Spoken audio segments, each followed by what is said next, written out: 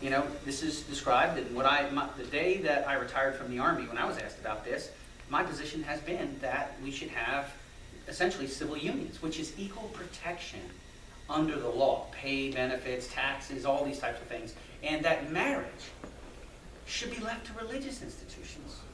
You know, I mean, that's, so you know, and this is what's important about this, is that if you're with the Constitution on this, then, you know, we actually, the President may have seen the paper, the Presbyterian Church came out this past week, are going to sanctify same-sex marriage. The Lutheran Church sanctifies same-sex marriage. Parts of the Jewish faith sanctify same-sex marriage. So when you're sticking with the Constitution, I think you end up where I've always been, which is, look, treat all the union the same as far as the law, and then allow religious institutions, because here's the thing, do you really want to have a federal government or even a state government telling a religion that they can't sanctify same-sex marriage? Now, I'm a Catholic. Catholics don't sanctify same-sex marriage. I don't think the federal government or the state government should make them do it.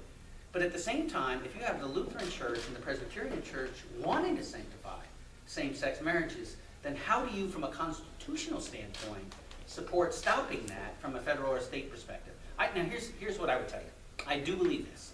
I believe the courts are going to sort this out this year. They're going to sort this out, and they'll even tell, like even Alabama or Mississippi, look, you can call it what you want, but you're going to treat it the same. Because, you know, you have actually service members, same sex, who got married, fought for our country, came back, and as military folks do, get a change of station. Okay, they get changed from anywhere, this post to this post to this post. And then their legal arrangement then comes in and out of existence based on where they get posted. Cross state boundaries. Yeah, well, this is what I think the courts are going to basically say, look, you know, you can call it what you want, but you're going to treat it the same under the law, and you don't have the right to ban it. You don't have the right to ban because you have religious institutions now that are sanctifying it. So, you know, just as the federal government and the state government can't force the Catholic Church to sanctify it, nor do I think they have the authority to do that, because it's a decision for religious institutions. But at the same time, I don't think you can ban it, because that then is, and by the way, this is my interpretation of the First Amendment, which is argumentative. I mean, my view of the First Amendment is it does provide for religious freedom. So that's where I base this on, and it's very consistent in my views all throughout. Well, I mean, I just thought, my point is that I think when people on the right are so focused on thinking we have to somehow compete with the left and their message, you don't. I think that if you're strong enough in your core values and messages, you will connect to people on the other side of the aisle without it having to be about allowing the left to narrate, dictate the narration. I agree with you, Diane. Here's why. First of all, on these issues, which has tripped up some people in our party, Jim was mentioning that earlier, you know, you stick with the Constitution. And then, when this is a contest of ideas, of tax, borrow, and spend and control versus freedom, opportunity, responsibility, empowerment, the Constitution, the Bill of Rights, and national security through peace, through strength, we win. We win. And we don't want them to distract, because if it distracts, that's when we start to have issues. And so I get your point. You're definitely, Jim, your point, Diane. And I still need to address the third point that you raised. Now, the third point you raised had to do with the presidential overreach. What I want you to know is that we have taken action. I mean, we have taken action. And with regard to the executive action, look, I expressed earlier a love for immigrants. I mean, my family came from Ireland. We are once a nation of laws, a nation of immigrants. And even when I had met with Hispanic leaders in my district, they believe there needs to be consequences for those that are here undocumented now, because in their own community, they have people who follow the laws and those that didn't. What they want is the opportunity for rehabilitation. They want the opportunity for some of their people to come forward and plead guilty for being here outside of our laws, so that they can then pay consequences and allow them to rehabilitate to legal status here. Okay, so the president's actions, in my view, in my close read of history, and we can debate this, but I think that he has overreached. You know, I mean, he's overreached. I mean, here's why. Here's why. You know, when you look at what the founders were grappling with, and it's a very interesting read if you ever have the chance to read the notes on the Constitution. It's remarkable that Madison was able to write these 2 volumes, because he was a participant in all of this. But they struggled with this issue. Any idea that, you know, this mean, you know, you had the New Jersey plan, you had the Virginia plan, and ultimately you had the Connecticut Compromise that put this together in big terms, of how we got the Constitution. But it was clear that they intended for the people to be sovereign. And that's why they gave pride of place. Article 1 of the Constitution is the Congress. Article 2 is the executive, right? I mean, Article 1 is the Congress. The people were meant to be sovereign in that way. So the people were meant to send forward representatives. I don't think we were ever intended to have a permanent political class. You know, I mean, we actually had term limits in the Articles of Confederation, interestingly enough. Now, when we moved to the Constitution, we didn't include it, but it's not because they changed their mind on it. They actually drew, intendedly, a very narrow, tight Constitution. Remember that even the Bill of Rights wasn't in the Constitution. It was the first 10 amendments. Okay? But what was clear is that what they wanted is for a period of time, we would have representatives of the people go to Washington for the people and have a government, you know, of the people, for the people, by the people. So the laws would be written, by the legislative branch. And then the executive would be responsible for faithfully carrying out the laws. And then we would have the judicial branch, which again I mentioned earlier, was really kind of, not to say completely new, but in the way we did it was new. The idea that it was going to be truly independent. You know, this was the interpretation. And by the way, if you think that they were trepidatious, just take a look at the Constitution tonight if you get a chance. And look at the shortest article. It's Article 3. They were nervous about this. I mean, nobody had really ever done it. Article 3 is very short. And so then we had to flesh out the courts through the Judiciary Act of 1790. That's what gave a lot of meat to the bone. But even then, there were people who doubted all this. And that's why it was Marbury v. Madison, which was an 1803 Supreme Court landmark decision that really then reinforced judicial review. And that's what really is sort of the, if you want to mark the end of the founding era, you could almost say that Marbury versus Madison is really the last piece of this because of how it solidifies where I'm getting to on the president's overreach. Because according to the intent of the founders, the people's representatives write the law, the executive carries it out, and the courts interpret. Now here's what happened. The president has essentially de facto rewritten the law. Why? Because what he has said is, I recognize that this is the span of statute on the issue of immigration. He says this. He says, but this part right here, I acknowledge it, but I'm just not going to enforce it. I'm just going to enforce this part over here. But think about what that does, though. I don't think the courts are going to go for this. And you know, there's actually an injunction. This is an important thing, Diane. There's an injunction. So, because I don't think that was enough reported, because some folks are like, the Republicans aren't doing anything, this and that. Well, I'll explain that in a second. But the fact of the matter is, it stopped. Right. Now, to the president's credit, when he got an injunction, he stopped. Well, but they also had to call back, I believe, someone in the Department of Homeland Security, because the judge in that case actually said that they misled him on when certain portions, I believe it was a little over 100,000 people in the DACA that were able to get through before the sanction was put in place. I think so. So they actually, the judge had called him back this past week about that. So, well, because actually the case is ongoing, and here's why. But I want everyone to know there is an injunction on what he's doing. So 26 states? 26 states sued, Right. but the president, once he saw the injunctions, halted the activity in the Department of Homeland Security. And keep in mind that this injunction wasn't even based on the constitutionality. It was based on the violation of the Administrative Procedures Act. I believe that arguments on constitutionality are very solid, even more solid than the APA. Yet we have Loretta Lynch as an Attorney General nominee saying that she feels the president was absolutely within his right. Well, this is the problem of, look, and this is not new to Democrats. You see what executives, when they appoint their appointees, they're generally faithful to that party. And Republicans do the same thing. You could take a look. I fought and bled for this country and would do it again if necessary, but I don't believe that the Patriot Act is constitutional. I think that the Patriot Act has got two major portions that are unconstitutional, and that was a Republican. So, but here's my point to you, is that the reason why I think the Supreme Court will ultimately side with the lower court is that the precedent, the idea that the executive can just ignore parts of the law, that's a de facto rewriting of the laws. So nothing is safe then. If we go for that, and by the way, talk about read of history, I have this moment, you know, you read what happened in Rome circa 40 BC, you know, when Rome is dealing with it's very interesting when you go back and read Brutus and all this and how this all, and then eventually the stability comes with the first emperor, right? And this is the period when the republic goes by the wayside, and see the arguments that were used. It's, you know, it's very interesting and somewhat concerning. But really what happened is there was precedent change in terms of the very basic inner workings of the government. I don't think the Supreme Court is not going to overturn the lower court. I think the Supreme Court will stand with the lower court. And I think that's so important because at the core of our Constitution is this idea that the people's representatives make the laws and the executive carries it out. So I want you to know that that was definitely in view of the Republican Party when we were looking at whether or not to fund or not fund the Department of Homeland Security. Because I will tell you this much, we are at once. We, I believe, our party is at once. We are the party of national security in the right way, peace and strength. We're the party of national security, and we're also the party of the Constitution. And we can't be one or the other. We got to be both. We got to be for both. So, you know, I think that it was important that we fund the Department of Homeland Security, especially given the threats to New York City.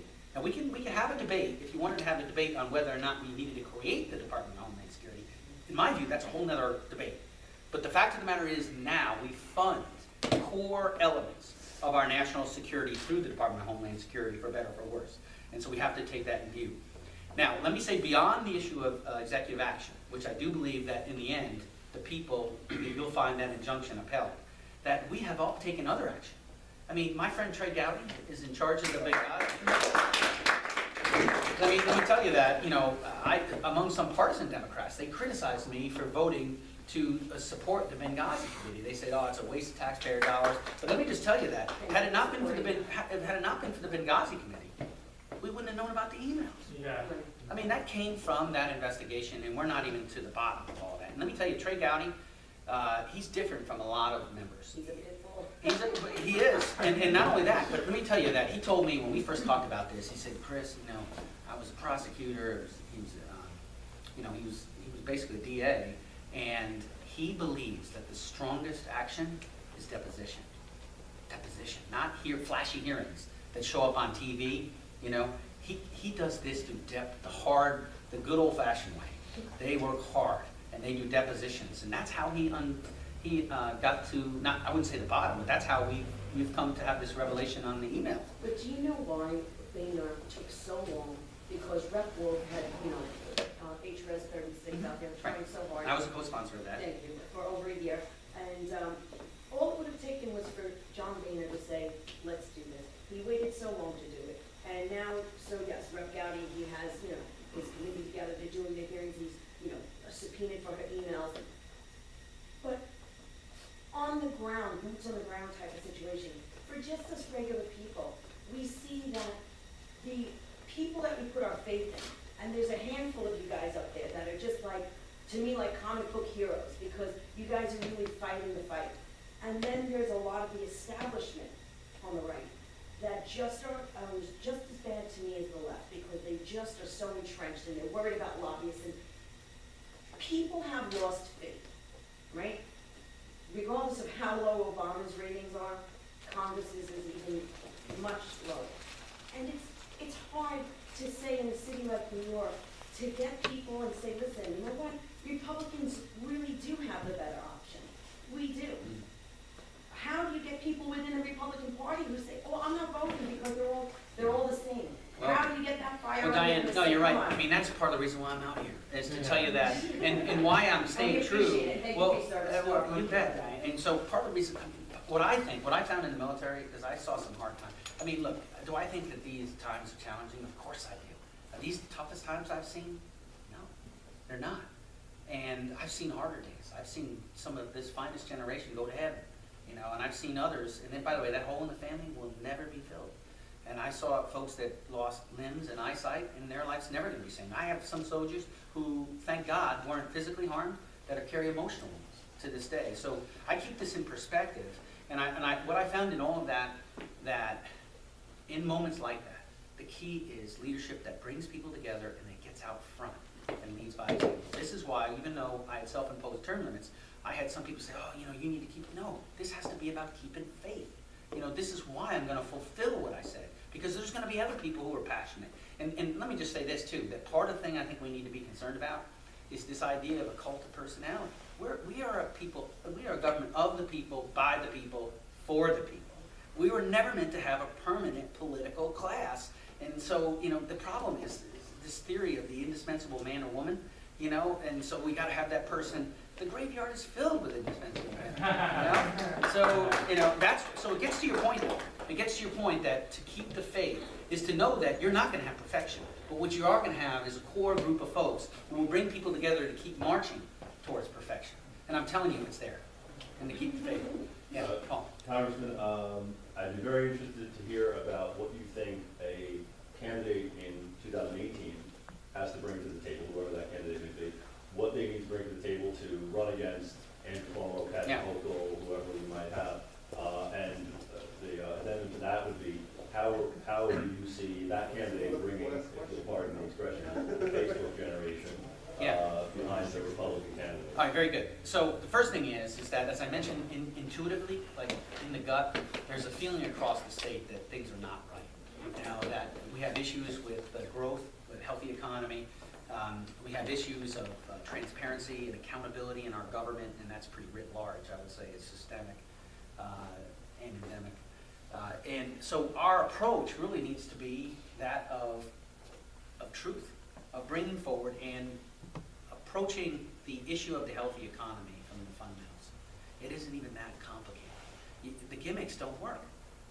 This is what this administration has been trying, the gimmicks. And what we really need to do is control our spending and then have a reasonable tax cut for our folks, including our small businesses, right? Because one of the issues we're seeing right now is you're seeing through this startup New York, you're seeing individuals. By the way, those commercials played all the way across the United States of America, right? And I think it was less. They funded taxpayer dollars. Yeah, well, it was actually from standing relief money as well.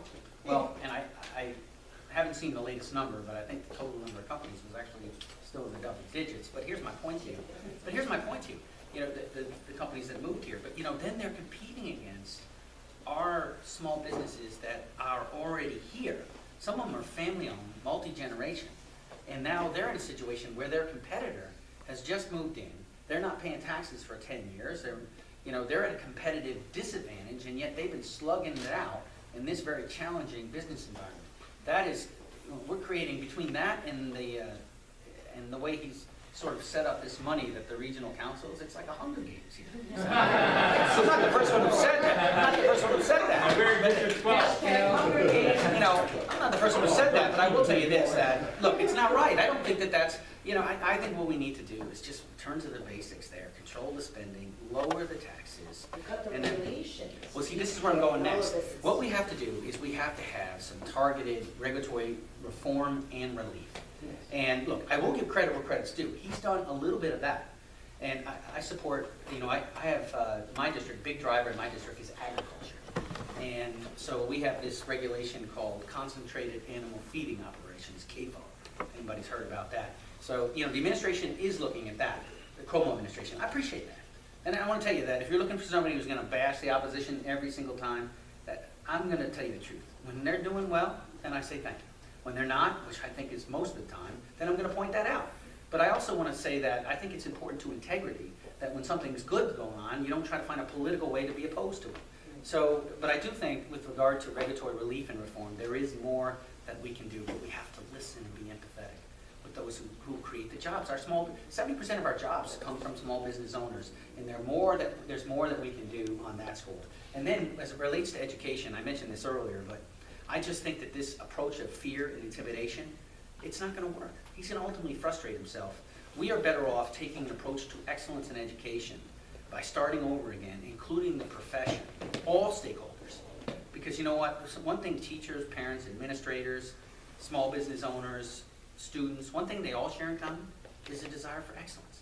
And let's find a way, as I said, the Common Core, in my view, is a mistake.